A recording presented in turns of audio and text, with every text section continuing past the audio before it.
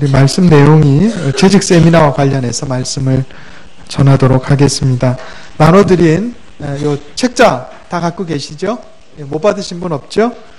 이걸 차분히 찬찬히 살펴보면서 오늘 말씀을 한번 살펴보도록 하겠습니다.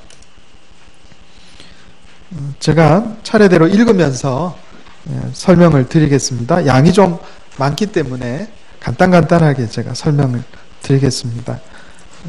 우리가 보통 교회에서 재직이라고 얘기합니다. 그죠? 재직. 이 재직이라고 하는 것은 교회 안에 여러 직책을 의미합니다. 우리 교단 헌법 2편 13장 91조 1항 여기에 보면 이 재직회 회원은 시무목사, 장로, 집사, 권사, 전도사, 서리 집사로 한다고 이렇게 명시되어 있습니다. 우리 각 지교회 안에 모임이 세 가지가 있죠. 당회가 있고 재직회가 있고 공동의회가 있습니다.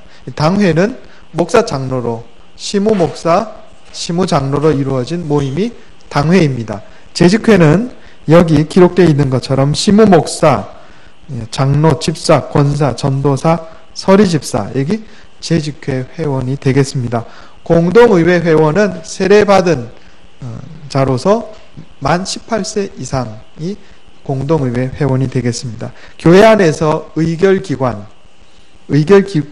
이 세 가지입니다. 당회, 재직회, 공동의회. 여기서 모든 결정을 내리는 겁니다. 제가 좀 이따 설명하겠지만은 우리 교회는 이런 재직으로 이루어진 당회와 재직회와 공동의회 외에 위원회가 있고 각 부서가 있고 그래요? 그렇죠? 그리고 또 남성교회도 있고 여전도회도 있고 그렇습니다. 이런 조직도 있지만은 이런 조직, 다른 조직에서 교회에 관한 일들을 의결하는 건 아니에요. 예를 들어서 여러분 위원회가 있어요. 그죠? 위원회 장로님 두 분이 위원장을 맡고 있고 여기 이제 요람에 보면 다 나와 있습니다. 우리 교회에는 4개 위원회가 있어요. 재정관리위원회, 예배음악위원회, 그리고 교육위원회, 선교봉사위원회가 있어요. 원래 4분 장로님이 계셔가지고 위원회를 4개 만든 거예요.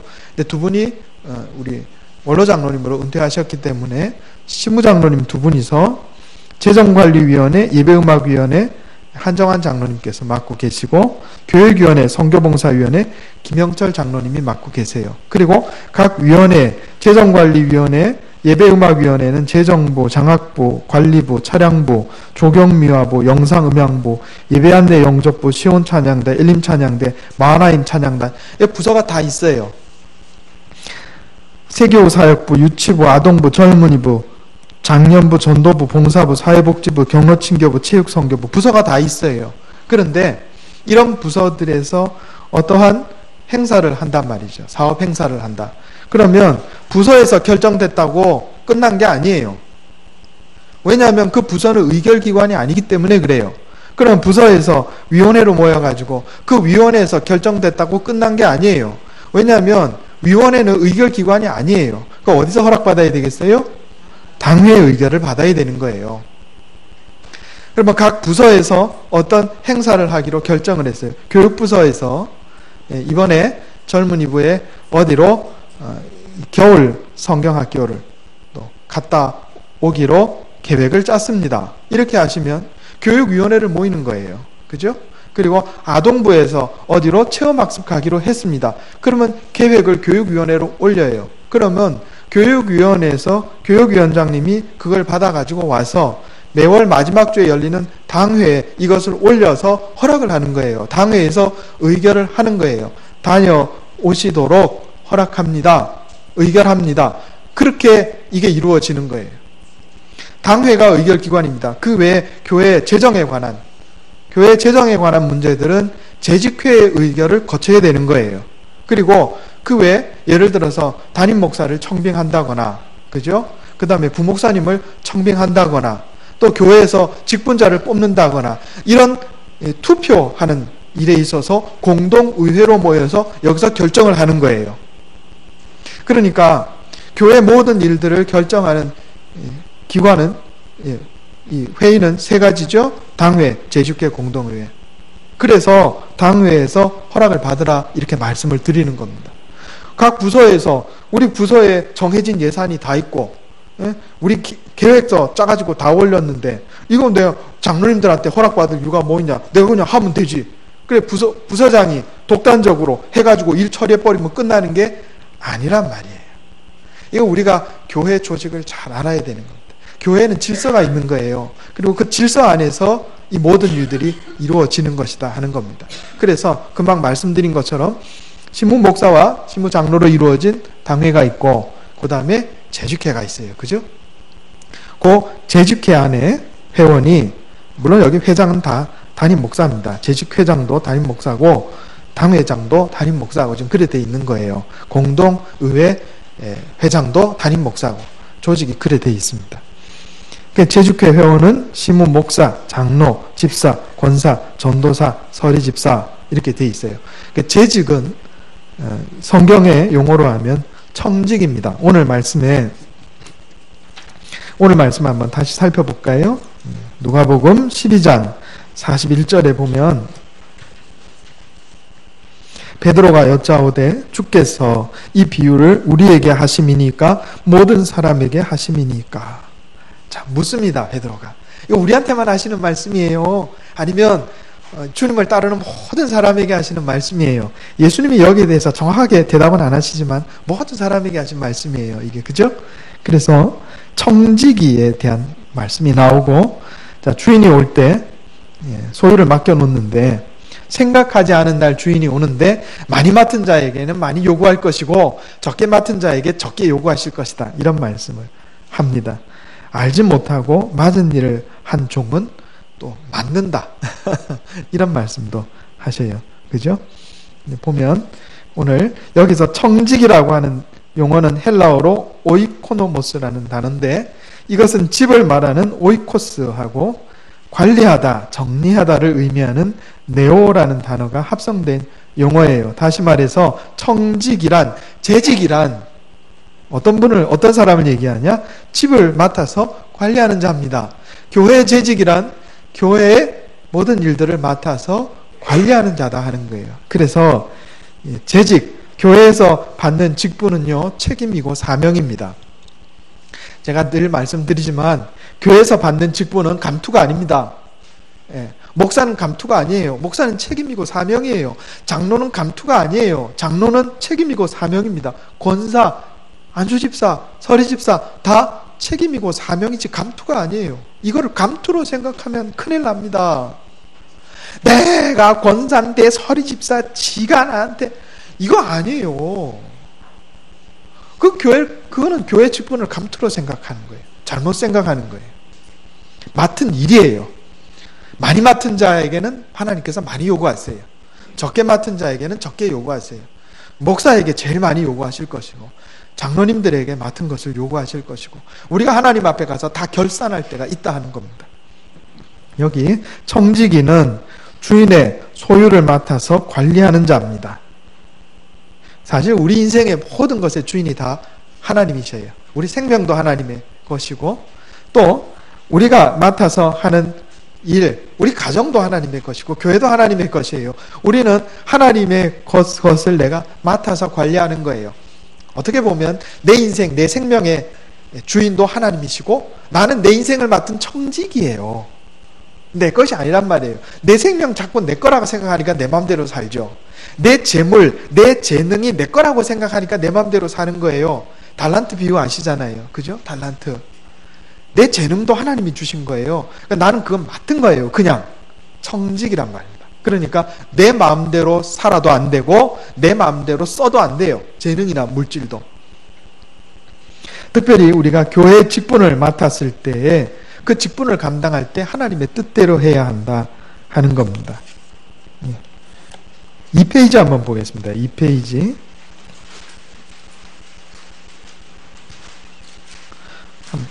큰 제목 같이 한번 읽어보겠습니다. 시작. 청지기는 결산할 때를 대비해야 합니다. 자, 우리가 청지기이기 때문에 주인께서 요구하실 때 결산을 해야 됩니다. 그럼 우리 언제 결산하나요?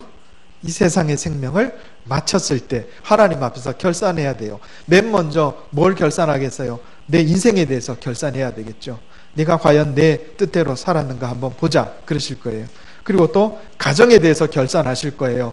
내가 너에게 아내를 주고 남편을 주고 자녀를 줬는데 너 잘 맡아서 섬기고 봉사했느냐, 잘 맡아서 너희 가정을 관리했느냐 하나님 물어보실 거예요. 또 내가 너에게 교회를 줬는데, 교회 직분을 맡겨줬는데 너 얼마나 잘했는지 한번 보자. 결산하자. 결산하실 때가 있다고요. 그러니까 우리가 살아가면서 어떤 직책을 맡았을 때는 이거 결산할 때가 있다는 걸 절대로 잊으면 안 돼요. 저는 집에서는 남편이고 아버지입니다. 그죠? 하나님 앞에서 남편 역할 잘했는지 아버지 역할 잘했는지 결산할 때가 있는 거예요. 제가 우리 군함교회 담임 목사입니다. 하나님이 군함교회 담임 목사로 세워주셨어요. 그러면 하나님 앞에 섰을 때 너 군함교회 얼마나 잘 섬겼냐 한번 보자. 말씀 얼마나 잘 가르쳤느냐, 내 교회 맡겨진 성도들 양무리들을 위해서 너 얼마나 열심히 기도했느냐 하나님이 저한테 물으실 거예요. 결산할 때가 있다고요. 이거 잊어먹으면 안 됩니다. 자꾸 이거 잊어먹으니까 마치 이것이 내 것이냐, 결산할 때는 없고 내가 허랑방탕하게 다 써도 되는 것이냐 그래 생각한다고. 이 잘못된 거다 하는 겁니다. 결산할 때가 있어요. 우리가 잘 아는 것처럼 달란트 비유에서 5달란트, 2달란트, 1달란트 받은 사람들이 있는데 양과 상관없이 1달란트 받은 종이 책망을 받았죠. 왜 그래요? 묻어뒀거든요. 묻어뒀어요. 우리는 하나님께서 내게 주신 생명, 재능, 건강, 물질 이 모든 것을 잘 활용해서 이득을 남겨야 됩니다. 이득 남긴다는 게 돈 많이 번다는 얘기가 아니고요. 남겨야 돼요. 제가 전에 책을 보니까 제가 이 말씀 몇 번 드리는데 성공이란 무엇인가 하는 거에 대해서 정의를 내렸어요. 성공이란 무엇인가? 어떤 인생이 성공한 인생인가? 나 때문에 다른 사람이 조금이라도 더 행복해지는 인생 살았으면 그게 성공한 인생이래요. 내 인생 때문에 누군가 나로 인해 조금 더 행복해졌으면 성공한 인생이래요. 또 내 인생으로 인해서 인류가 조금이라도 더 나아졌으면 그게 성공한 인생이래요. 실패한 인생 뭐겠어요?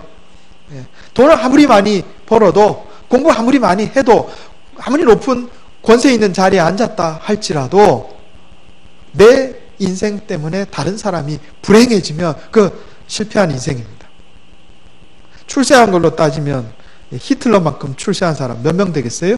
그러나 히틀러의 인생이 성공한 인생입니까? 아니요, 실패한 인생이죠. 그것도 아주 실패한 인생이죠. 그로 인해서 얼마나 많은 사람이 불행해졌어요. 히브리서 9장 27절에 한 번 죽는 것은 사람에게 정해진 것이요 그 후에는 심판이 있으리니 그랬습니다. 자, 우리가 교회에서 목사의 직분을 받았습니다. 장로, 안수집사, 권사, 서리집사의 직분을 받았습니다. 그러면 이 직분을 성공적으로 잘 감당한 건 뭐예요? 내가 이 목사의 직분 받고서 나로 인해서 하나님의 나라가 좀 더 살기 좋은 것으로, 교회가 좀 더 살기 좋은 것으로, 다른 사람이 나로 인해서 좀 더 영적으로 성장하고 좀 더 행복해졌으면 그건 내 직분 잘 감당한 거예요. 성공적으로 직분을 감당한 거죠. 그런데 나 때문에 교회가 시끄러워지고, 나 때문에 누군가 상처받고, 나 때문에 누군가 불행해지면 그 직분 실패한 직분이죠. 제가 전에 그런 말씀 드렸죠. 전에 우리 교회 아니고 제가 전에 섬기던 어느 교회 얘기예요. 선생님이 노회, 연합회 이런 데 가갖고 근속상을 받아요. 20년 교사 근속상, 30년 교사 근속상. 그거 좋습니다. 20년 동안 한 주도 안 빠지고 나와서 아이들 가르친 거 좋다고요. 그런데 막상 그 부서에 가보면 그 선생님 때문에 애들이 상처받고 그 선생님 때문에 전도가 안 돼. 그런 선생님 20년 근속했다고 상을 주겠냔 말이에요. 그런 선생님 30년 근속했다고 이 지상에서는 상 받을지 몰라도 하나님 앞에 가면 상 없습니다. 책망 받겠죠. 너에게 많은 것을 맡겨줬는데 뭐 했냐 너 도대체. 교회 학교 예배 시간에 가르치는 시간에 그 자리 버티고 앉아 있으면 선생님 역할을 감당하는 거냐 말이에요. 그 다 소용없는 겁니다. 세상의 상하고 하늘나라의 상은 다르다 하는 거예요. 몇 년 이 직분 맡았냐, 그 중요한 거 아닙니다. 그렇잖아요. 여기 재직의 구성과 그 목적 한번 보겠습니다. 성경에 나타나는 재직 구성. 우리 주님 예수님께서 제자들을 양육하실 때 일종의 조직을 구성하셨다는 것을 우리가 성경을 통해서 알 수가 있습니다. 예수님의 수제자 베드로를 비롯해서 베드로, 야고보, 요한 이 3인이 가장 핵심 멤버예요. 그죠? 그 다음에 12제자를 임명하셨고 그 다음에 70명의 제자단이 있는 것을 볼 수 있습니다. 70명의 제자단은 예수님께서 둘씩 짝을 지어가지고 전도를 보내셨어요. 권세도 주시고 그 다음에 예수님께서 십자가에 달려 죽으시고 부활하신 후 성령 받기 위해서 120문도가 모였다 하는 이야기가 있고요. 그 다음에 부활하신 예수님을 친히 만나 뵌 500명의 제자단에 관한 이야기가 있습니다. 그러니까 예수님께서도 일종의 조직을 만드셨던 거예요. 예수님께서 조직을 만드셨던 이유는 복음을 전파 사역을 효과적으로 수행하기 위해서였다 하는 겁니다. 마찬가지로 예수님의 제자들도 여러 각 지역에 가서 복음을 전할 때 그 교회를 세우고 교회의 일꾼들을 세웠어요. 사도행전 6장에 보면 예루살렘 교회에 대한 이야기가 나옵니다. 예루살렘 교회에 12사도가 복음을 전하고 제자들을 가르쳤는데 교회 행정적인 일까지 맡아봤어요. 그런데 이 사도들 12명 사도들이 교회 행정까지 교회 재정까지 맡아보다 보니까 자꾸 부작용이 생기는 거예요. 당시 예루살렘 교회 안에 크게 두 종류의 크리스찬이 존재했습니다. 하나는 날 때부터 주 이스라엘에서 살아왔던 이스라엘 사람들이고 유대 사람들이고, 또 하나는 이 외국에 가서 태어나기도 하고 외국 문물도 보고 이래가지고 헬라 말을 할 줄 아는 헬라파 유대인들이 있었어요. 헬라파, 히브리파 유대인, 헬라파 유대인 두 종류가 있었다고요. 그런데 어쩌다 보니까 사도들이 과부들, 교회 안에 어려운 사람들을 돕는데 재정 지출을 하는데 히브리파 유대인 과부들이 조금 더 많이 받았던 모양이에요. 재정 지원을. 그러니까 교회 안에 이게 분란이 됐어요. 사도들이 우리가 하나님의 말씀을 가르치는 것을 놔두고 재정 관리하니까 문제가 생긴다. 그래서 교회 일꾼을 임명했는데 7명의 일꾼을 임명합니다. 그게 누굽니까? 오늘 성경에 나오죠. 스데반, 빌립, 브로고로, 니가노로, 디몬, 바메나, 니골라. 자, 이거 우리 전에 성경에는 7 안수 집사 이렇게 나오는데 성경에 안수 집사는 용어가 없어요. 그냥 7 일꾼입니다. 이분들이 오늘날 우리가 말하는 안수 집사님인지 아니면 장로님인지 아니면 그야말로 부목사인지 그거는 그 형편에 따라 다르게 해석할 수가 있어요. 로마 가톨릭에서는 이분들을 부제에 해당하는 것으로 봐요. 사제가 있고 부제, 우리로 말하면 부목사죠. 그러니까 요거는 안수 집사로 해석하면 안 됩니다. 이건 조직에 따라서 다르기 때문에 어쨌든 그렇습니다. 에베소서 4장에 보니까 어떤 사람은 사도로, 어떤 사람은 선지자로, 어떤 사람은 복음 전하는 자로, 어떤 사람은 목사와 교사로 삼으셨다 그랬어요. 우리 장로교를 세운 칼빈, 하여간 발음이 여러 가지입니다. 칼빈 선생은 여기서 사도, 선지자, 복음 전하는 자는 신약 시대에만 존재했던 직분이고, 목사, 교사, 집사는 교회에 계속 있어야 하는 직분이다 이렇게 해석을 했습니다. 그래서 말하는 목사는 감독, 장로 포함하는 겁니다. 교사는 신학대학 교수를 얘기합니다. 4페이지 한번 보겠습니다. 교단마다 조직이 다 달라요. 우리가 아는 것처럼 로마 가톨릭은 교황이란 사람이 있습니다. 그죠? 교황이 있고 교황 밑에 추기경이 있고, 우리 장로교는 목사와 장로와 안수집사, 권사, 서리집사 이래 돼 있어요. 감리교는요, 목사, 원래 감리교에 장로가 없는데 장로교에서 장로를 세우니까 그것도 장로를 만들었어요. 그 다음에 거기 권사가 있는데 감리교의 권사는 우리 장로교의 권사하고 다릅니다. 그거 아셔야 됩니다. 장로교의 권사는 우리로 말하면 안수 집사님에 해당해요. 남자도 권사예요. 장로교. 가끔 다른 교단 분들하고 남자분이 내 장로교 나 우리 교회 권사인데 이렇게 얘기하시는 분 들었을 거예요. 그러면 우리는 몰라서 어이 뭐 남자가 권사야? 감리교입니다. 감리교. 조직이 좀 달라요. 침례교 같은 경우는 우리 회중교회라 그러는데 오늘날에 목사가 다 있지만 원래 이 회중교회가 시작될 때는 목사하고 장로가 없었어요. 아무것도 없고 그냥 교인들이 다 모여가지고 그 중에 오늘은 당신이 말씀 전하시고 막 그냥 그렇게 지냈던 교회를 우리가 회중교회라 그래요. 그런데 오늘날에는 침례교회도 목사 있고 장로 있고 다 있어요. 이제 퀘이커교도 얘기했죠. 퀘이커의 뜻이 뭡니까? 퀘이크가 흔들리다는 뜻이거든요. 이 퀘이커 교도의 집회는 요즘도 그러는지 모르는데 원래는 다 모여가지고 함께 기도하다가 한 사람이 성령 받아서 흔들리면은 이 흔들린 사람이 일어서서 설교했어요. 그래 퀘이커예요. 그러니까 그러면 그 퀘이커가 이단이냐? 꼭 그렇게 보기 어렵습니다. 그래서 교단마다 조직이 다 다르다. 이걸 아셔요. 그러면 각자 교단의 조직은 자기 나름대로 성경 안에서 뽑아가지고 그대로 만든다고 만든 거예요. 그러면 따지고 보면 우리 장로교도 전부 성경적이냐? 성경의 권사가 어디 있어요? 없어요. 목사, 장로, 집사는 있어도 권사는 없어요. 그러나 우리는 필요에 의해서 조직을 만든 겁니다. 권사는 안수 집사에 해당한다 이렇게 보시면 돼요. 그전에는 여성 안수를 안 줬기 때문에 권사님들 안수 안 받았어요. 그런데 우리 교단에서 여성 안수가 통과된 다음에 권사님들도 안수를 받습니다. 자, 재직 구성의 목적 한번 보겠습니다. 그 위에 4페이지 맨 위에 마저 보겠습니다. 오늘날 장로교회의 조직은 또 장로교라고 다 똑같은 거 아니에요. 우리 교단에서는 목사, 부목사 아직 안수를 받지 못한 우리 신학교를 졸업하고 또 목사 고시도 통과하고 이런 전도사님 우리가 전도사님 이렇게 부릅니다. 그래서 전도사 이렇게 부르죠. 장로교 중에 기독교 장로회에서는 그 명칭이 준목입니다. 준목이라는 용어 들어보셨는지 모르겠어요. 합동 측에서는 전도사님 안 그러고 뭐라 그러죠? 강도사님. 근데 좀 그게 좀 듣기가 그래요. 강도사 뭐 좀 이상하죠?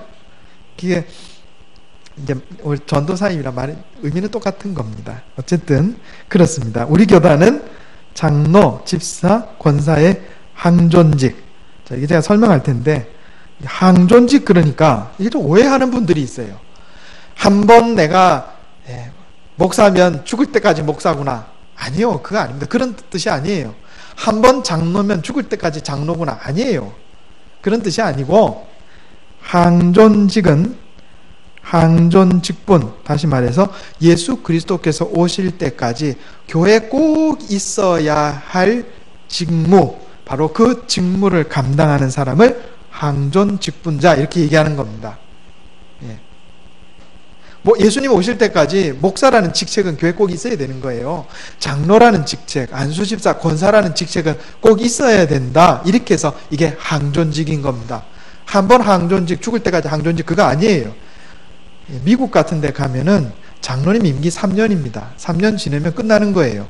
마치 나라에서 장관이 임기가 있어가지고 한 번 장관하고 끝나면 장관 아닌 것과 똑같아요. 근데 우리 교회, 우리나라의 교회는 한번 이 장로님이 되시면 은퇴하실 때까지 장로인 거예요. 그리고 은퇴하시고 나서도 우리나라는 또 이름 붙여주는 걸 또 참 잘하거든요. 그래서 은퇴 장로님, 또 원로 장로님 이렇게 이름을 붙여서 이렇게 대우를 하는 겁니다. 그러니까 항존직, 난 죽을 때까지 이게 무슨 감투처럼 생각을 해가지고 이렇게 이해를 하면 곤란하다 하는 겁니다. 곤란하다 하는 거. 재직의 구성의 목적 보겠습니다. 교회란 보세요. 프린트물. 교회란 예수 그리스도를 구주로 믿고 예수님을 본받아 살아가는 사람들의 공동체입니다. 교회는 사람들의 모임을 뜻하는 용어예요. 그러면 우리가 예배드리는 여기는 뭐라 그래요? 예배당. 이게 용어를 좀 정확히 하면 좋겠어요. 자꾸 이 교회라는 용어하고 예배당이라는 용어를 이게 혼돈해서 쓰는데 별로 좋지 않습니다. 예수 그리스도를 믿는 우리 구남교회 성도들의 공동체가 우리 구남교회고요. 이 건물은 예배당입니다. 구남교회 예배당. 예배당을 자꾸 성전이라고 하는 것도 좋지 않습니다. 성경 어디에도 건물을 신약시대 이후에 건물을 성전이라고 표현한 적은 없어요. 이는 구남교회 예배당입니다. 성전이라는 표현은 별로 좋지 않습니다.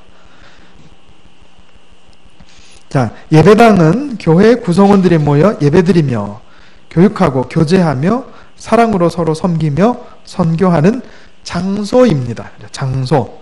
재직은 이와 같은 교회의 기능이 잘 이루어지도록 교회 여러 가지 일을 맡아 섬기며 봉사하는 사람들입니다. 예배, 교육, 교제, 그리고 섬김과 봉사, 선교, 이거 다 포함이 되는 거예요. 우리 구남교회의 비전은 동일합니다. 우리 교회가 복의 통로가 되는 겁니다. 그래서 많은 사람들이 와서 영생 구원 얻고, 여기 복음 전파가 들어가 있죠. 영적으로 성장하고, 이 안에는 교육과 교제, 섬김, 봉사가 다 들어가 있는 겁니다. 그리고 복을 받게 해 주시옵소서. 제가 맨날 기도합니다. 주님, 우리 구남교회가 복의 통로가 되어서 뭇 영혼들이 와서 영생 구원 얻고 영적으로 성장하고 복 받게 해 주시옵소서. 그래서 교회에 있는 모든 행사들, 모든 교회 프로그램들은 이 목적을 향해서 집중해야 됩니다. 많은 사람이 와서 영생 구원 얻도록, 이게 목적이에요.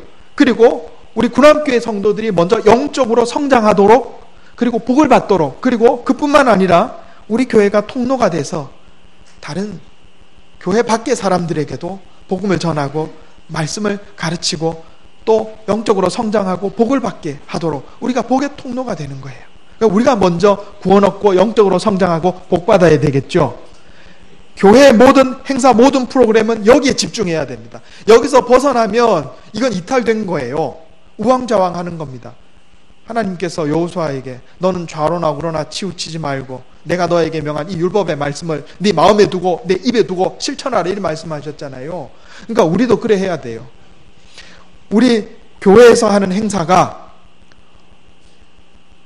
많은 사람들 영생 구원 얻게 하기 위해서 이 행사가 진행되는가, 이거 다시 한번 검증해 봐야 됩니다. 교회에서 진행되는 이 행사가 성도들의 영적인 성장을 목표로 하고 있는가, 이거 생각해 봐야 돼요. 검증해 봐야 돼요.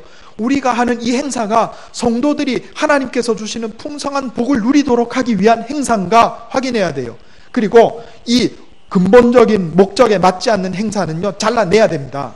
잘라내야 돼요. 그래야 교회가 바로 섭니다. 오늘날 이 목적에 부합하지 않는 쓸데없는 행사가 너무 많아요. 교회 안에. 주객이 전도됐어요.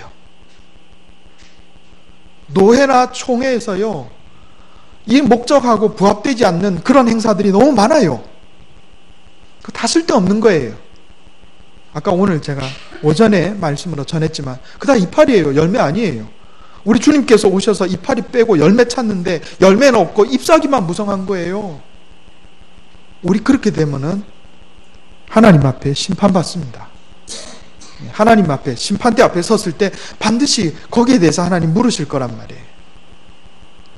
내가 이 직분 맡았는데, 목사의 직분, 장로의 직분, 권사의 직분, 안수집사의 직분, 서리집사의 직분을 맡았는데 내가 이 직분 감당하면서 복음 전하는 목적을 위해서 이 직분을 잘 섬겼느냐, 내가 이 직분을 통해서 나도 그렇고 다른 사람도 그렇고 영적으로 성장하도록 하는 일을 내가 잘 감당했느냐, 복 받기 위해서 나도 하나님께서 주시는 복 받고 다른 사람에게도 복을 나눠주는 그 일을 잘 감당했느냐, 하나님이 반드시 여기에 대해서 물으실 거라니까요.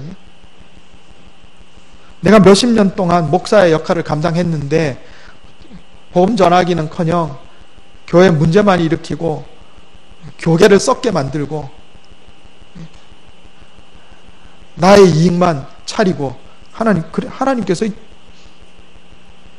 마지막 날에 심판하실 겁니다. 나를 잘 살펴봐야 돼요. 내가 직분 잘 감당하는가. 직분 가지고 절대로 거드름 피우지 마세요, 여러분. 하나님께서 결코 원하지 않으십니다. 계급이 아닙니다, 직분은.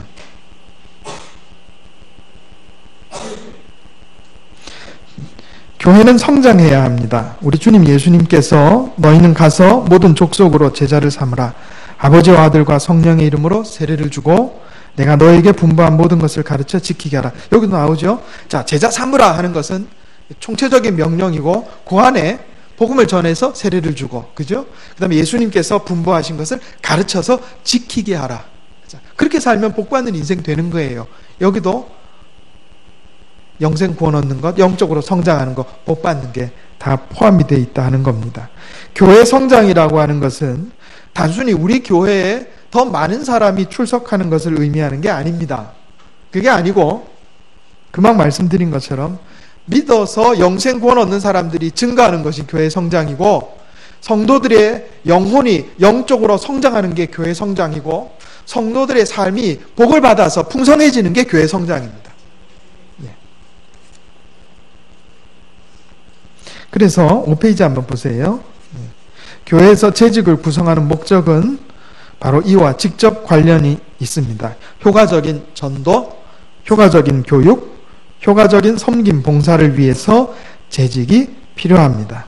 그러므로 교회의 직분은 감투가 아닙니다. 교회의 직분은 사명이요 책임입니다. 그 다음에 각 재직의 구체적인 역할 한번 보겠습니다. 대한예수교 장로회 헌법에 기록된 교회의 직분, 자, 제4장 교회의 직원, 교회의 직원 구분. 여기는 직원이라 그랬는데 직분자를 얘기합니다. 교회 직원은 항존직과 임시직으로 구분한다. 자, 이 구분은 제가 금방 말씀드린 것처럼 이 말의 본뜻은 예수님 오실 때까지 꼭 있어야 하는 직분, 없어도 상관없는 직분, 이 얘기예요.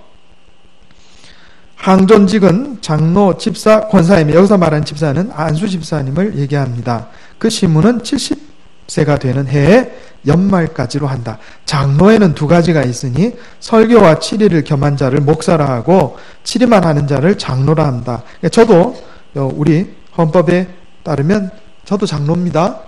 목사 장로예요. 목사 장로. 장로에 두 가지가 있는 거예요. 목사 장로가 있고 치리 행정 장로가 있는 거예요. 목사 장로는 교단에서 인정한 신학교육기관에서 교육을 받고 일정한 시험을 쳐서 통과한 후에 각 회중에서 이 사람을 목사로 청빙합니다 해서 취임하였을 경우에 그를 목사라 이렇게 얘기합니다. 장로는 지 교회의 회중들 가운데서 신앙이 훌륭하고 후덕한 자를 선출하여 그를 목사와 협력하여 교회를 치리하게 하는 자, 그를 장로라 이렇게 얘기하는 겁니다. 그래서 목사 장로, 치리 행정 장로 두 가지의 장로가 있다. 그래서 우리 교단을 장로교라 이렇게 얘기하는 겁니다.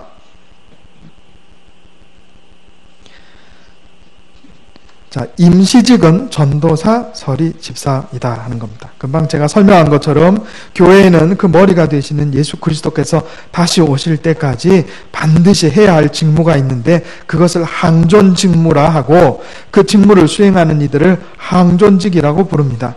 교회에 항상 있어야 할 직분이 항존직이다 하는 겁니다. 전도사는 특별히 교회 교육기관에서 담임 목사를 대리해서 가르칩니다. 각 부서에서 우리 전도사님들은요 담임 목사의 대리자입니다. 여러분 이걸 이해하셔야 됩니다. 그래서 당회 안에서 교회 안에서 담임 목사가 말씀을 가르치고 성례를 집행하고, 그죠? 그리고 그러니까 장로님들과 더불어서 교회 행정 치리를 하는 것처럼 전도사님은 그 부서 안에서 담임 목사를 대리해서 교육하고 가르치는 직무를 감당하는 겁니다. 그러면 각 교육부서의 부장님들의 역할은 뭔가? 그러면 교역자, 전도사님이 세운 교육 계획, 그죠? 그리고 가르치는 계획, 그리고 이런 부분들을 지원하는 역할입니다. 행정적으로, 재정적으로 지원하는 역할을 부장님들이 하시는 거예요. 그러니까 당회 안에서, 교회 안에서 목사와 장로의 역할이 교육부서 안에서는 교육 전도사님과 부장 집사님의 역할과 같다, 이렇게 보시면 되겠습니다. 이걸 잘 이해하셔야 됩니다. 가끔 보면 이 오래 부서를 맡으신 부장 집사님들이 교육 계획을 본인이 막 짜려고 그러시는 경우가 있어요. 그건 안 됩니다. 그거는 교역자들이, 담임 목사와 또 부교역자들이 모여서 교육 계획을 짜는 거예요. 물론 이제 의견 내고 하는 건 다 좋습니다. 그러나 원칙적으로 그렇다 하는 걸 여러분 알고 계셔야 됩니다.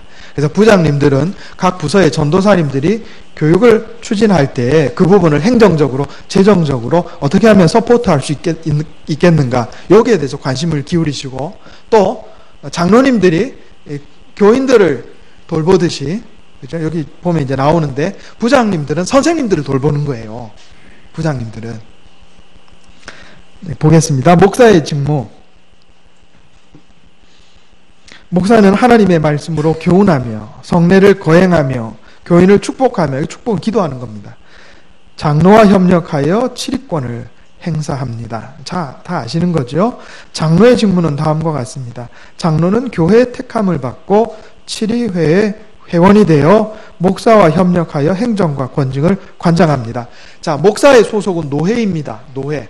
자, 우리 지교회가 있고, 그 다음에 노회가 있고, 총회가 있어요.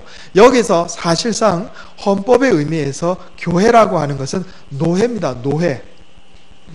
제일 중요한 기관이 사실은 노회예요. 법적으로 원래 그렇습니다. 목사의 소속은 노회입니다. 노회에서 지교회로 파송받은 거예요. 법적으로 그렇습니다. 법적으로. 현실적으로는 목사는 지교회 교인들로부터 청빙을 받지만 그 허락은 노회에서 받는 거예요. 그리고 목사 안수도 노회에서 받습니다. 장로는 소속이 어디냐면 지교회입니다.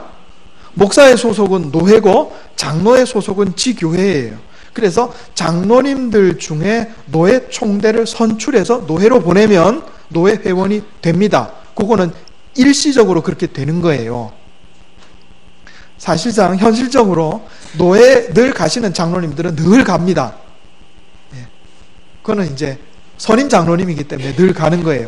법적으로 하면 그러면 장로가 되면 무조건 노회 회원이냐, 노회원이냐? 아닙니다. 목사는 담임 목사나 부목사나 상관없이 무조건 노회 회원입니다. 그러나 장로의 소속은 지교회이기 때문에 지교회에서 노회로 총대로 파송할 경우에만 노회 회원이 되는 겁니다. 이 법적인 건 여러분 알고 계셔야 돼요.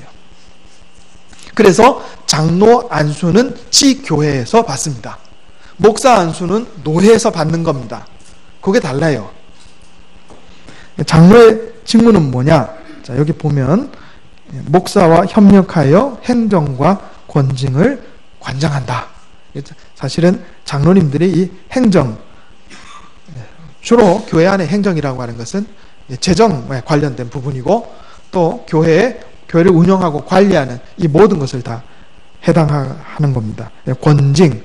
오늘날 교회에서 이 치리가 잘 안 이루어지는데, 이 당회의 중요한 의무 중에 하나가 치리입니다. 치리. 교인들 중에 잘못 행하는 사람들을 불러다가 책망하고, 당신 그렇게 하면 안 됩니다. 이렇게 하고, 수찬정지. 당신은 앞으로 1년간 성찬식에 참여 못합니다. 심지어 파문, 출교 이렇게 할 수 있는 것이 당회입니다. 이단에 빠진 경우에 그 사람을 출교 처리를 합니다. 장로는 교회의 신령상 관계를 살핀다. 자, 영적인 부분들을 살펴본다 하는 거죠. 장로는 교인들이 교리를 오해하거나 도덕적으로 부패하지 않도록 교인을 권면한다. 장로님들이 교리를 잘 아셔야 돼요. 장로님 되시려면은 노예 가가지고 시험 봐야 됩니다. 시험에 합격해야 돼요. 그 시험을 왜 보느냐? 장로의 직무 중에 하나가 교리를 오해하거나 도덕적으로 부패한 것을 바로 잡아야 할 책임이 있기 때문에 그렇습니다. 내가 모르는데 어떻게 가르칩니까? 그렇잖아요. 그래서 장로님들은요, 성경 공부 열심히 하셔야 됩니다. 수요일 날 꼭 나오셔야 돼요. 새벽에 나오셔가지고 말씀 강해 이렇게 들으셔야 돼요. 목사하고 담임 목사하고 영적으로 통해야 됩니다. 예배를 잘 추성하지 않으면 담임 목사하고 영적으로 통할 수가 없어요. 장로는 권면하였으나 회개하지 않는 자가 있으면 당회에 보고한다. 당회 보고해서 치리하는 거예요. 전도사의 직무, 전도사는 당회 또는 당회장이 관리하는 지교회에서 심우하는 유급 교역자이다. 미조직 교회에서는 당회장의 허락으로, 미조직 교회에서는 당회장, 예를 들어 우리 교회에 조직교회란 그 교회에 장로님이 2분 이상 계시면 조직교회가 됩니다. 미조직교회는 장로님이 안 계시거나 장로님이 한 분뿐인 교회를 미조직교회라 그럽니다. 그런 교회의 담임 목사는 당회장이 될 수가 없습니다. 부목사를 청빙할 수도 없습니다. 그러면 누가 당회장이 되냐? 노회 안에 다른 조직교회 목사님이 임시 당회장을 맡습니다. 제가 목사의 소속은 당회라 그랬죠. 노회라 그랬죠. 그게 그렇게 되는 겁니다. 그래서 미조직 교회의 경우에 전도사님이, 담임 전도사님이 계신 경우에 그분이 재직회장이 될 수 있다 하는 겁니다. 당회장은 될 수 없어요. 재직회장은 될 수 있다 하는 거죠. 집사 및 권사의 직무. 집사는, 여기서 말하는 집사는 안수 집사입니다. 교회 택함을 받고 재직회 회원이 되며 교회를 봉사하고 헌금을 수납하며 구제에 관한 일을 담당한다. 그러니까 안수 집사님 하시는 가장 중요한 일은 뭐냐면 재정입니다. 재정. 권사는 교회 택함을 받고 재직회 회원이 되며 교역자를 도와 궁핍하고 환난당한 교우를 신방하고 위로하며 교회의 덕을 세우기 위해 힘쓴다. 권사의 역할이 뭐라고요? 교회의 덕을 세우는 겁니다. 권사의 역할은 교회의 덕을 세우는 거예요. 교회가 사랑이 넘치게 좋은 분위기로 서로 사랑하며 서로 돕는 분위기 만들어가는 직분이 권사예요. 권사님들 아셨죠? 이게 잘못되면요, 이 권사님들이 교회의 덕을 세우는 게 아니고 자꾸 교회 분란 일으키는 권사님 되면 안 돼요. 그건 직무를 잘 감당 못하는 거죠. 이제 지금 우리 헌법에 보면 권사님들 보러 재정 책임지라 이래 안 돼 있습니다. 권사님들은 뭐 책임져야 돼요? 교회 분위기 책임져야 돼요. 교회 분위기. 새가족이 제일 오면은 제일 먼저 뭐 보냐면요, 목사 설교 봅니다. 그 다음 뭐 보겠어요? 교회 분위기 봅니다.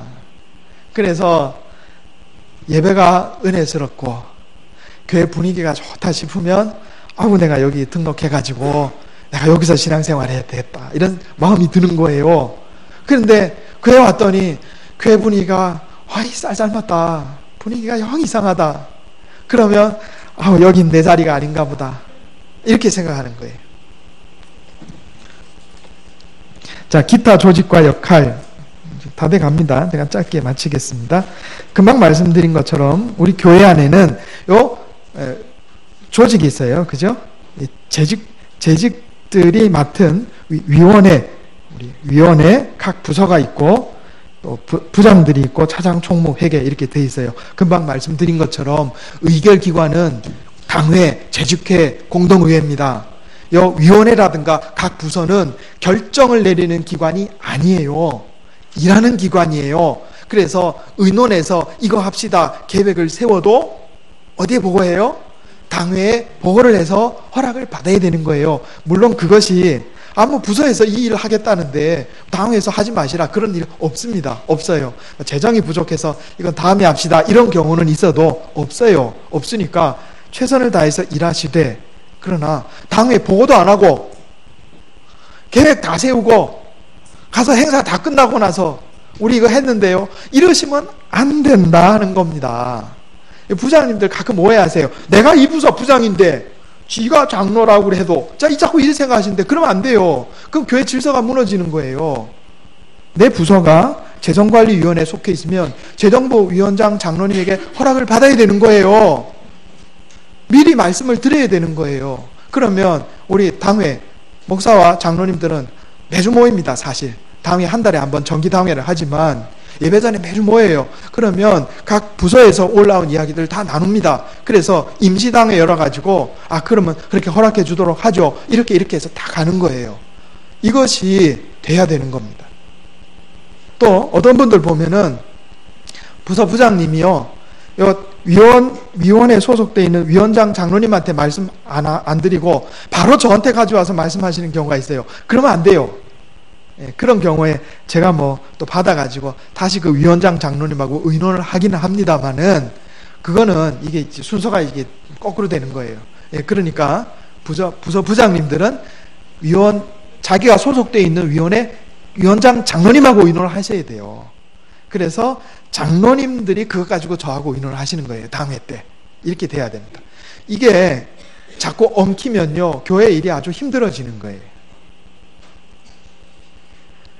자, 그 외에 여러 자치회들이 있습니다. 남성교회, 여전도회 있고, 또 어떤 교회는, 권사님들 많은 교회는 또 권사회도 만들고, 안수집사회도 만들고, 또 우리 노회 가보면 또 무슨 목사회라고 또 만들고, 또 장로회 연합회 만들고, 또 남성교회 연합회 만드는데, 이건 다 자치회입니다. 자치회. 자치회는요, 이 교회 조직의 이 어떤 일들을 의결하는 기능이 전혀 없습니다. 목사님, 우리 여전도에서 이렇게 결정했는데요. 이렇게 결정했는데 교회에서 이렇게 시행해 주시죠. 이런 거 없어요. 그건 자치회예요. 자치회는 그 운영을 각 회원들의 회비를 받아가지고 하는 겁니다. 우리 군함교회 나오면 무조건 여전도에 가입해야 된다. 그런 거 없어요. 그런 거 없습니다. 군함교회 나오면 무조건 남성교회에 가입해야 된다. 그런 거 없어요. 없습니다. 이거 바로 알아야 됩니다. 자치회는 교회에 이 정해져 있는 공식 기관이 아니에요. 그야말로 자치회입니다. 그러면 자치적으로 하는 거예요. 그럼 여전도에 남성교회 뭐 하는가? 이름에 나와 있잖아요. 이름이 뭐예요? 근데 어떤 분이 그렇게 질문해요. 목사님, 남자들 모이면 남선교회인데 여자들 모이면 왜 전도회예요? 이 뭐가 다른 거예요? 선교회는 외국에 선교하는 게 선교고 국내 선교하는 건 전도예요? 그런 거 없어요. 똑같아요. 왜 그렇게 이름을 만들었는지 모르겠는데 사실 전도하자 하는 부분엔 똑같습니다. 그런데 제가 여러분에게 드리고 싶은 말씀은 자치회는 자치회대로 운영하세요. 회비 받아가지고 자치회대로 운영하시고, 물론 그래서 그 자치회에도 우리가 지도 목사를 임명합니다. 남성교회는 제가 지도 목사고, 여전도회는 우리 김동수 전사님이 지도 목사예요. 그리고 또 은퇴회, 우리 송영석 전사님이 또 지도 교역자입니다. 지금 그래 돼 있어요. 그러나 이것은 교회의 정식 조직은 아닙니다. 그러니까 회비 받아서 운영하시되 선교하는 것도 좋고 한데 가능한 한 그냥 그 회원들 친목하시면 돼요. 회원들 친목하시는데 쓰시는 게 좋아요. 그냥. 그리고 큰 자체적으로 운영하시라 하는 겁니다. 노회도 마찬가지예요. 노회 목사회가 있고 장로회가 있고 그래요. 남성계 연합회 있고 그래요. 그거는 교회 공식 조직이 아닙니다. 그러면 자체적으로 활동하면 되는 거예요. 지 교회에다가 이거 해달라 저거 해달라 그렇게 하시면 안 됩니다. 안 돼요.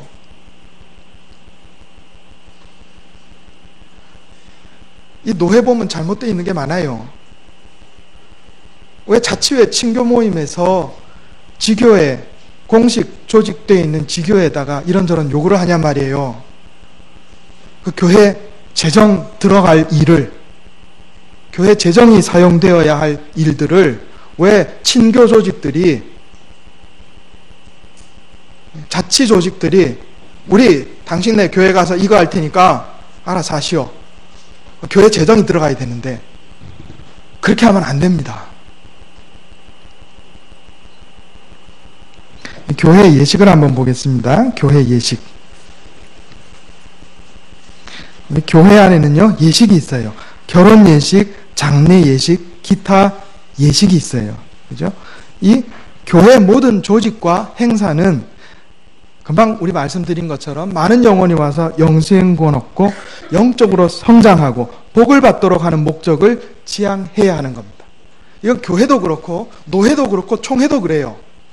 그럼 노회에서 모이면 뭐 해야 되겠어요? 어떻게 하면 이 지역을 복음화시킬까? 어떻게 하면 이 지역의 우리 지교회 성도들을 영적으로 성장시킬까? 이게 모임의 목적이 돼야 되는 거예요. 자치회도 마찬가지예요. 자치회도. 궁극적으로는 그거를 지향하는 겁니다.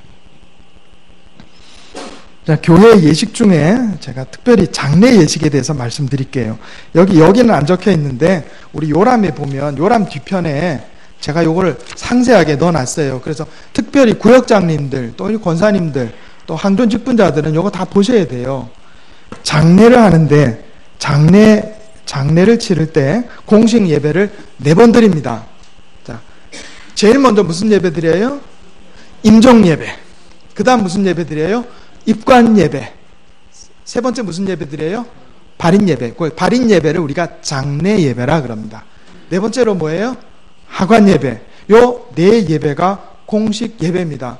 우리가 교회에 여러분이 이제 가정에서 장례를 치를 때 2가지 방법이 있어요. 하나는 전통식으로 하는 방법이 있고 하나는 교회에 보고를 해서 담임 목사가 장례를 집례하는 경우가 있어요. 그럼 내가 교회 다니는데 당연히 기독교식으로 해야지. 그래야 되지만 꼭 그렇지 않아요. 친척들 중에 안 믿는 가족들 있잖아요. 어머님 아버님이 돌아가셨는데 내 동생 교회 안 다녀. 내 큰형이 교회 안 다녀. 이러면 기독교식으로 하기 어려운 경우가 있습니다. 여러분 그런 경우에 그냥 전통식으로 하셔도 상관이 없어요. 할 수 없어요. 그거 어떡하겠어요. 그죠? 그러나 그런 경우에 교회 말씀하시면 교회에서 조문 갑니다. 그래서 상주 측에서 허락을 하시면 간단하게 위로 예배를 드립니다.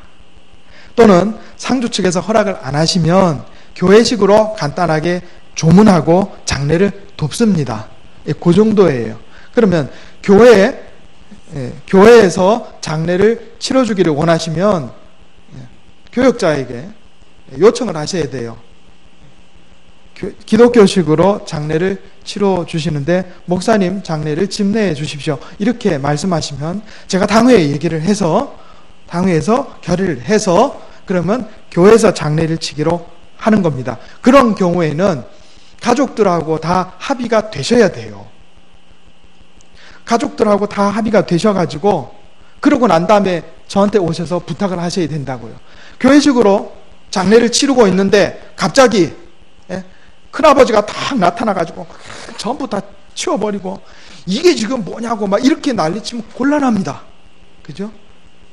그러니까 가족들하고 다 협의하셔갖고 하고 또 어떤 경우 이런 경우 있어요. 너희는 니네식으로 장례 치러라. 우리는 우리식으로 할게. 참 곤란해요. 그 교회에서 장례 예배 다 드리고 났는데 또 따로 또 무슨 전통식으로 하고 이러면 참 곤란합니다. 막 정 어쩔 수 없으면 그렇게라도 해드리는데 제일 좋은 거는 가족들이 합의하시는 게 좋아요.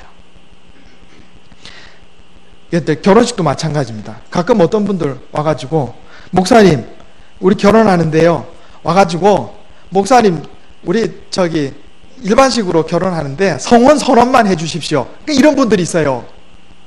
제가 한번 어쩔 수 없이 한번 가봤는데 제가 다시는 내가 이렇게 안 한다. 진짜로 다시 안 한다. 무슨 결혼식을 무슨 이벤트 하는 것처럼 거기 목사 앞에 나가지고 떡 앞에 나가가지고는 예복 차려입고는 신랑 누구누구와 신부 누구누구 신랑 신부 부부 된 것을 선언하노라 그러고 내려오니까 끝이에요. 그리고 자기들끼리 뭐 세상 노래 다 부르고 아이고 이건 아니다. 막 할 수 없어요. 요즘에 여러 가지 형태의 결혼식이 많이 있어요. 그러면 그냥 그렇게 하세요. 하시고 교회에 알리시면 교회에서 축하하러 갑니다. 그리고 목사에게 주례를 부탁하면 예배 드려야 되는 거예요. 예배를 드리지 못할 상황이면 목사한테 주례 부탁하지 마세요. 그냥 일반식으로 하시고 알려주셔도 우리 가서 다 축하합니다. 그러니까 제일 좋은 거는 예배 드리는 게 제일 좋아요. 결혼은 하나님 앞에서 하는 겁니다. 네, 그걸 아시면 좋고 자녀들 할 때 그렇게 하고요. 서울에 있을 때는 신랑 쪽에서 결혼식을 주로 주관했는데 부산에 와보니까 또 신부가 주도권을 갖고 있더라고요. 그래서 서울에 있을 때는 신랑이 기독교인이면 주로 제가 수례하러 다녔는데 가만히 요새 보니까 우리 부산에서는 신부가 교회를 다녀야 제가 주례하러 다니더라고요. 그래서 이것도 지역에 따라 좀 다르구나. 장례도 지역에 따라 다 달라요. 어떤 지역에 가면 관을 부숴가지고 어제 깜짝 놀랐어요. 이 하관하기 전에 멀쩡한 관 다 때려 부수고 그 다음에 그 삼배로 둥둥 맨 시신만 또 이러더라고요. 그래서 종류에 따라 다 다르다. 자, 여기 중요한 게 장례입니다. 장례 때 임종 예배를 언제 드리느냐? 임종 예배는 언제 드리냐면 돌아가시고 난 다음에 드립니다. 목사님, 돌아가시는 순간에 예배 드리고 있어야죠. 그 좋은데요. 사실은 어떻게 보면 그게 맞는 건데 어떤 경우가 있었냐면은 제가 겪은 건 아닌데 들은 이야기예요. 어떤 분 돌아가신다 그래 갖고 임종 예배 드렸는데 일어나셨어요. 그래서 8년을 더 사셨어요. 8년을.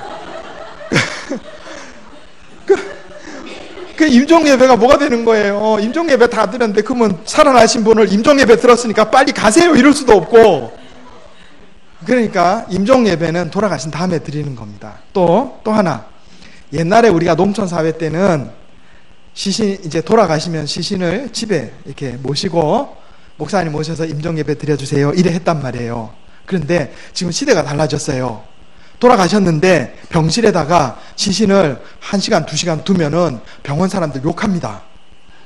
중환자실에서 누가 돌아가셨다. 그러면요, 옆에 중환자들이 있는데 옆에 시신이 있으면 불안해해요, 중환자들. 그래서 빨리 영안실로 안치하기를 원해요. 그러면 임종 예배 언제 드리냐? 돌아가시면 가족들끼리 임종을 보시고 돌아가시면 시신을 영안실에 안치한 다음에 빈소에 와서 임종 예배 드리는 거예요. 집에서 돌아가셔도 마찬가지예요. 여러분 집에서 돌아가시면 병환하시면 그러면 병원을 부르든가 119를 부르든가 그렇게 하잖아요. 그러면 바로 영안실로 모셔야 돼요. 그 다음에 연락을 하셔가지고 그 사이에 연락을 하셔도 좋고 목사가 거기 가서 예배 드리면 돼요. 어떤 경우에 그죠? 요양원에서 돌아가신 경우가 있단 말이에요. 그럼 요양원에서 돌아가셨는데 목사한테 전화해서 오라 하려면 시간이 1시간, 2시간 걸리잖아요. 그런데 바로 병원으로 모셔서 영안실로 모시고 가면 좋은데 목사님 와서 임종 예배 드리고 난 다음에 움직이겠습니다. 이러면 옆에 있는 할머니, 할아버지들 불안해요. 그리스도인들이요, 이웃에게 폐 끼치면 안 됩니다. 집에서 돌아가셔도 법적인 문제가 있어요. 법적인 문제. 갑자기 집에서 돌아가셨다. 그러면 바로 병원에 연락해서 영안실로 모시고 가세요. 빈소에서 임종 예배 드리면 됩니다. 저 올 때까지 기다리지 마세요. 문제가 생겨요. 법적인 문제가 생길 소지가 있어요. 그러니까 여러분 그거 꼭 명심하시고 임종 예배는 임종하신 후에 예배 드리는 것이고 돌아가시면 바로 시신은 영안실로 안치하세요. 우리가 꼭 시신을 앞에 두고 예배 드릴 필요는 없어요. 그러면은 입관 예배고 뭐고 다 시신 앞에 모시고 예배 드려야 하잖아요. 그런데 그래 안 하잖아요. 그러니까 임종 예배도 임종한 다음에 시신을 영안실에 바로 모시고 그 다음에 빈소에서 예배 드리면 된다 하는 겁니다. 입관 예배, 입관이라고 하는 것은 시신을 장의사가 시신을 이렇게 다 닦아내고 해서 입관하는 의식인데 이것도 마찬가지예요. 원래는 입관하고 난 다음에 시신이 입관되어 있는 그 자리에서 예배 드리는 게 어떻게 보면 정확하게 입관 예배인데 요즘에 그래 하지 않습니다. 돌아가신 시신 가족 외에는 잘 안 보여주려고 하는 것이 일반적이고요. 그리고 가족들은 입관할 때 다 가셔가지고 시신을 닦고 이렇게 해서 관에 모시는 걸 가족들은 다 보시는 거예요. 이건 입관 절차인데 입관 절차 전에 입관 예배 드려도 상관없고 입관 절차 후에 입관 예배 드려도 상관없어요. 왜냐하면 병원 안에서는 이게 시간이 다 정해져 있거든요. 그러면 그 시간이 정해지면 교회에서는 그 시간 맞출 수 없는 경우가 많아요. 그러니까 병원에서 입관은 입관대로 하시고 입관 예배는 입관 전에 해도 상관없고 입관 후에 해도 상관이 없어요. 장례 예배는 이제 발인 예배라 그럽니다. 보통. 그래서 병원에서 출발하는 거고 하관 예배는 가서 이제 하관을 하는 것이다 하는 겁니다. 오늘 제가 시간이 좀 많이 갔는데 재직 세미나 오늘 간단하게 이렇게 마쳤는데요. 이 책 가져가셔가지고 가만히 읽으면서 이렇게 좀 살펴보시기 바라고, 금방 말씀드린 것처럼 장래, 결혼 이런 부분은 여기 신앙생활 지침부터 요람 뒤편에 다 나와 있어요. 여러분 요거 그냥 이렇게 넘기지 마시고 천천히 읽어보세요. 교인들이 이건 해야 되고 이건 하지 말아야 되고 이런 게 있습니다. 여기 잘 살펴보시고, 특별히 구역장님들, 항전 직분자들은 꼭 읽어보셔서 숙지하셔야 됩니다. 자, 오늘 말씀을 통해서 우리가 재직의 직분을 잘 감당하는 저와 여러분 되시기를 예수님 이름으로 축원합니다. 기도하겠습니다. 하나님, 주님께서 우리를 사랑하셔서 십자가의 은혜로 구원하여 주시고 교회 직분도 맡겨주셨사온데, 하나님 우리에게 맡겨진 직분을 잘 감당하게 도와주시옵소서. 그래서 하나님 나라 갔을 때 잘하였다, 충성된 종아, 칭찬받는 인생 다 되게 해 주시옵소서. 감사드리며 예수님의 이름으로 기도하옵나이다. 아멘.